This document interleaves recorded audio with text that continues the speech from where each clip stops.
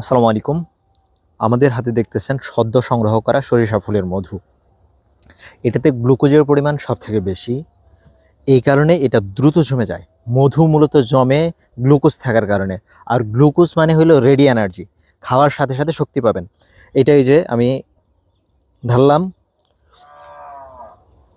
মাশাল্লাহ, খাইলাম, সাথে সাথে আমার শরীরে রক্তে মিশে যাবে, রক্তে মিশে যেয়ে শক্তি উৎপাদন করবে। আর মধু কোনো ডায়াগ্রা না, অনেকে এটারে মানে ইয়ের ঔষধ মনে করে, তো এটা কোনো ডায়াগ্রা না।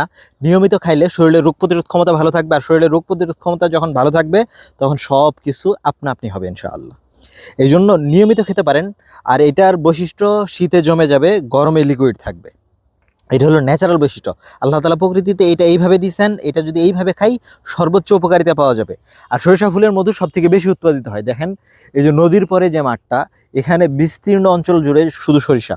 আর এদিকে বক্স বসায়া ফেমগুলা থেকে এই যে এই ইয়ের মাধ্যমেই হাতের স্পর্শ ছাড়া আমাদের এই সরিষা ফুলের মধুগুলো আমরা বের করে নিয়ে আসি আপনাদেরকে।